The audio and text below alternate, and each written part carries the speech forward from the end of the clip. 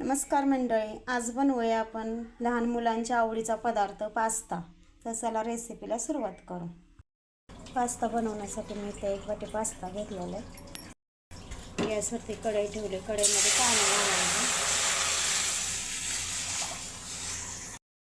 पाण्यामध्ये आपल्याला 1 चमचा मीठ घालायचं आणि थोडंसं तेल घालायचं. पाण्याला उकळी आलेली आहे. आपण याच्यामध्ये पास्ता घालूया. 5 ते 7 मिनटं लागतात हा पास्ता शिजायला. 5 ते 7 मिनटं झालेले आहेत. पास्ता शिजला आहे. तर आपण हा पास्ता काढून घेऊ.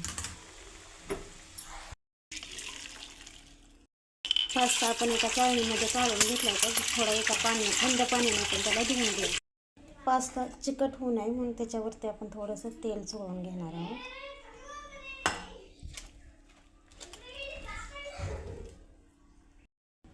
त्याच कढईमध्ये आपण थोडं तेल घालून घेणार आहोत.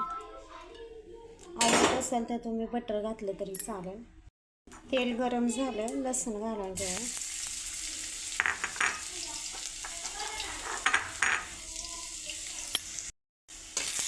लसूण चांगला भाजून घेतला. आपण त्याच्यामध्ये कांदा घालू. कांद्याला हलकासा गोल्डन कलर येऊस्तोवर आपण याला भाजणार आहोत. तर ह्याच्यामध्ये आपल्याला बारीक केलेलं थोडंसं आलं घालायचं आहे.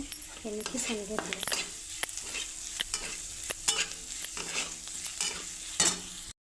कांद्याला हलकासा गोल्डन कलर आला आहे. तर आपण ह्याच्यामध्ये बारीक केलेलं टोमॅटो घालूया.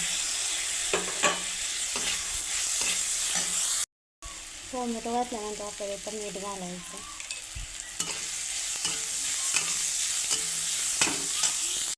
थोडंसं आपण पास्ता उकडून काढलेलं पाणी याला ते ह्याच्यामध्ये घालून घ्यायचं.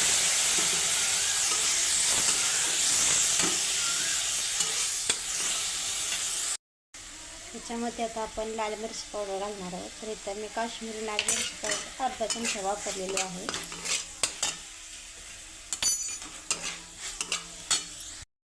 ह्याच्यामध्ये आपल्याला जे बी भाज्या आवडतील ते घालायचं. मी इथं शिमला मिरची घालतो.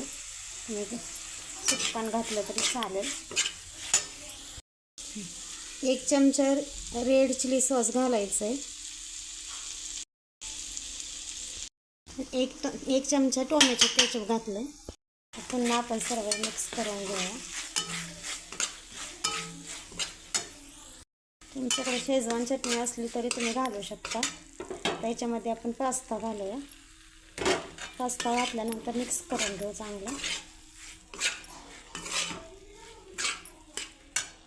मिक्स करून झालं तर ह्याच्यावरती आपण ऑरिगॅनो घालणार आहोत.